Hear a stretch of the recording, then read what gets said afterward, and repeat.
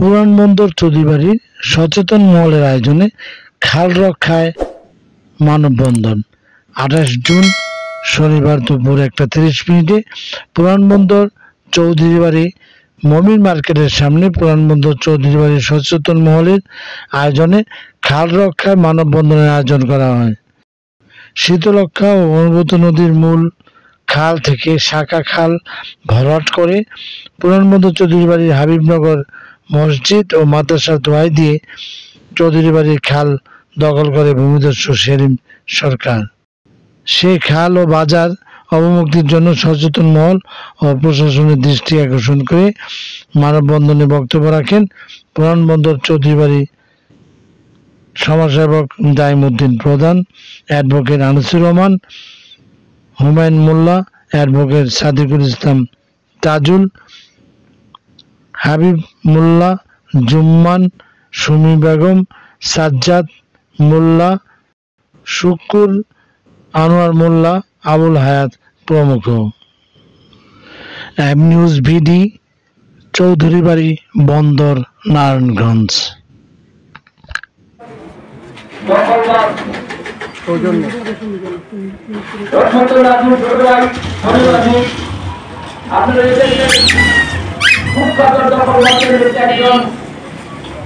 সমাজের এদেশের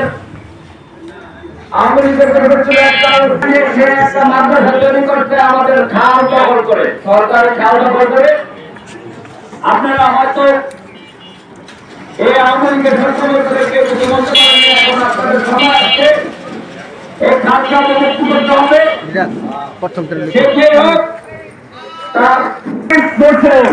কিছুদিন আগেও মাসুদকে নিয়ে উপজেলা নির্বাচনে সে 2 লক্ষ টাকা ইনকাম করছে।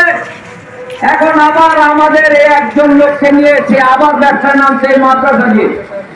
আমরা এই খালকে অবমুক্ত করতে চাই এবং এই দখল মুক্ত দখলবাদ শামসুল সলিম আবির থেকে মুক্ত হতে চাই। দীর্ঘায়িত করলাম না, ছোট করে বললাম।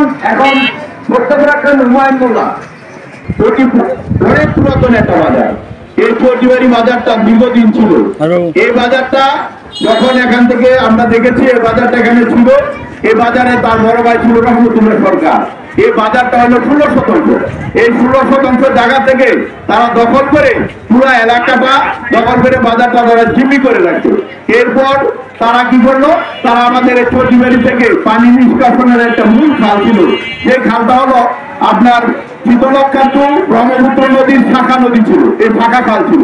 এই খালটারে তারা মসজিদ এবং মাদ্রাসার দোহাই দিয়ে তারা এই খালটাকে ভরাট করে মসজিদ অরিজিনাল একজন ভূমিদস্যু ভূমি ব্যবসায়ী এবং সে তার ভূমি ব্যবসা এবং ভূমিদস্যু তার ফয়দা নেওয়ার জন্য সে কি করলো, তারা খাল ভরাট করে খালের মিন্দে খালের অংশটা ভরাট করে তারা মসজিদ তৈরি করলো, মাদ্রাসা তৈরি করলো।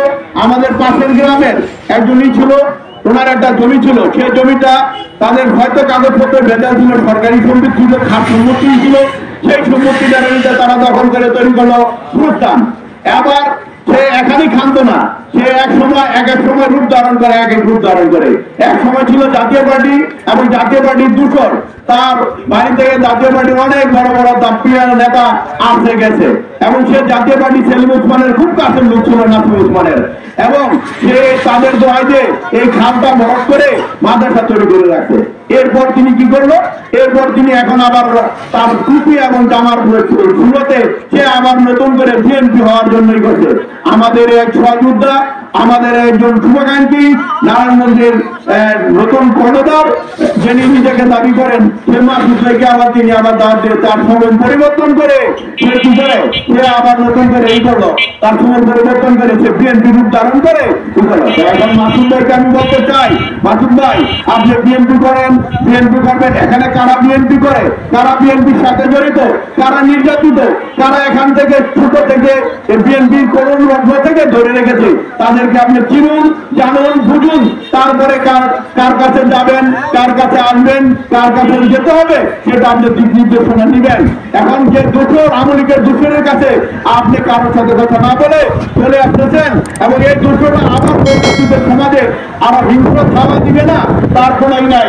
তাই এখন আমি বলতে চাই যে আপনারা এই সাংবাদিক মহলদের মাধ্যমে এবং প্রশাসনের প্রশাসনের দৃষ্টি আকর্ষণ করতেছি যে আপনার অতি দ্রুত এই খালটি পানি নিষ্কাশন এবং এই খালের যত অবৈধ স্থাপন আছে এবং বাজারের যত অবৈধ স্থাপন আছে তা যেন দ্রুত এর থেকে পরিত্রাণ হয় এজন্য আমি সাংবাদিক ভাই এবং প্রশাসনের দৃষ্টি আকর্ষণ করছি।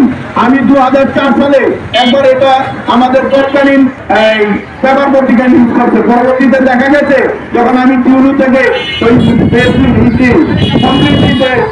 দৈনিক শীতলাখাতে দেয়, দৈনিক শীতলাখা তাৎক্ষণিক আবার এটা আমার পক্ষে তারা দেয় বিবৃতি দেয় যেন এটা ভুল, তারা ভুল করছে তাদের বিরুদ্ধে একটা দেয়। এরপর আওয়ামী দুঃশাসনের এই 17 বছরে তারা এই টাকাটি পুনরায় দখল করে এভাবে মসজিদ মাদ্রাসা দোহাই দিয়ে তারা এই আমাদের এলাকাকে জিম্মি করে রাখছে। তাই এই জিম্মিদের থেকে মুক্তির জন্য আমরা সবার দিকে সকলের দৃষ্টি আকর্ষণ করছি এবং কৃষি মহোদয় এবং টিউনু মহোদয়কে আমরা বলবো অতি দ্রুত এটাই আমাদের নিষ্কাশন, পানি নিষ্কাশন এবং এই অবৈধ স্থাপনা উচ্ছেদ করে দ্রুত যেন আমাদের ব্যবস্থা নেয় এ বলে আমি আমার বক্তব্য শেষ করছি। বাংলাদেশ জিন্দাবাদ, বাংলাদেশ জাতীয়তাবাদী বন্ধুরা। সমস্যা আর তারা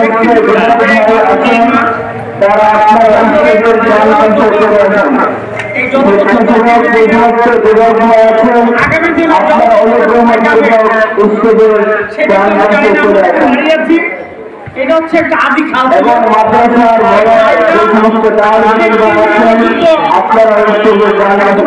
পানি প্রবাহিত হতো, কিন্তু এলাকার কিছু স্বার্থবেশী মহল এই খালটাকে অবৈধ দখল করেছে।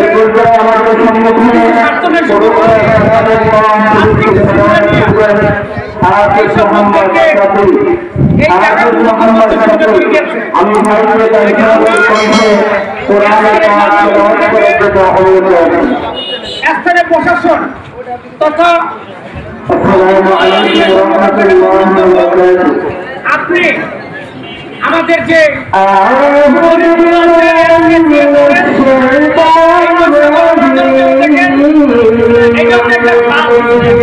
এই খালটা হচ্ছে একটা সরকারি খাল,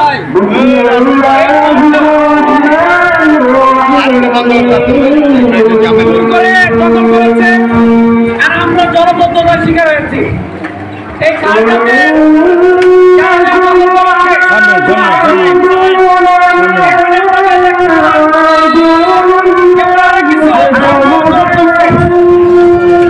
গতকাল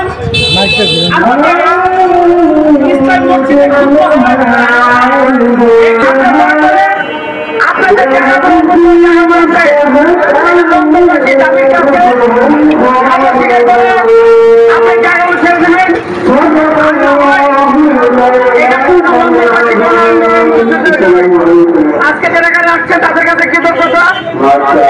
সময় আমরা দাঁড়িয়ে আছি, আমরা আশা করি আপনারা আগামী কয়েকদিনের মধ্যে একটা পূর্ব তারিখ ঘোষণা করে